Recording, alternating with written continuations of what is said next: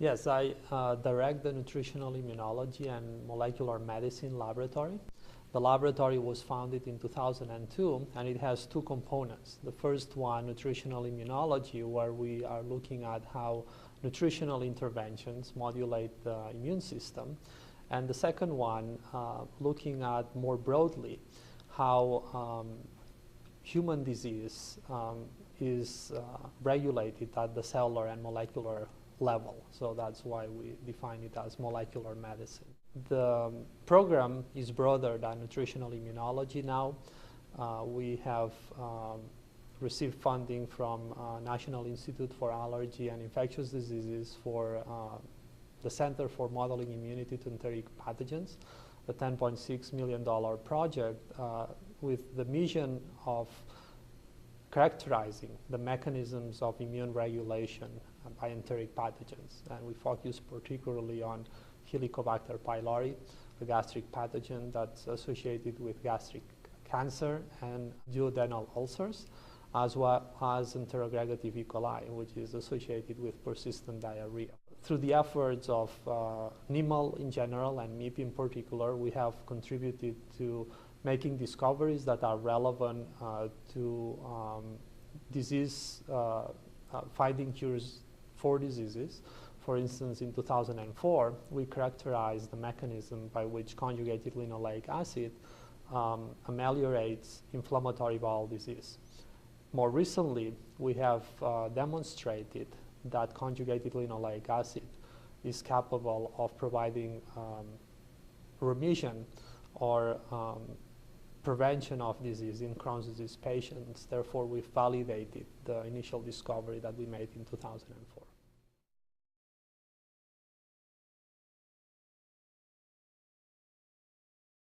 We look at how the immune system works, and particularly we look at how the immune system helps prevent disease and maintain health. First of all, if we understand how it works, we are better able to fixing problems when disease arises. And those problems could be dysregulation, and dysregulation happens when the immune system elicits excessive, too strong immune responses, and those responses can result in tissue damage, tissue destruction, pathology, and that would be associated with immune-mediated diseases, for instance, inflammatory bowel disease. The other aspect is immune suppression. Cases in which there's an inadequate immune response, and this inadequate immune response leads to infection and malignancies, such as cancer. So if we understand what's wrong in these situations, then we are able to develop better therapies, better and more effective, safer therapies for infectious and immune-mediated diseases.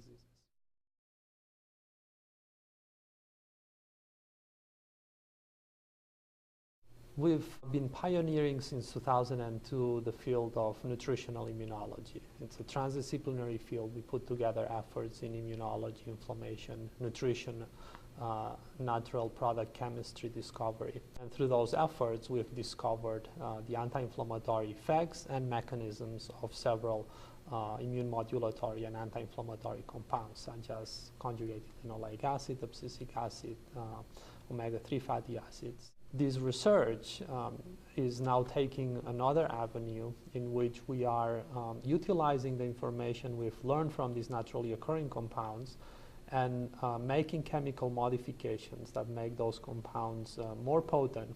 And so we are moving from a natural compound to developing a drug that hopefully will maintain the safety profile of the existing pipeline and provide some added efficacy.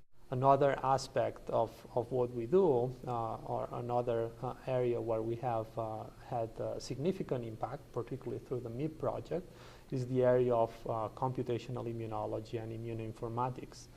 In this area, we are pioneering exercises of building computational and mathematical models of the immune system.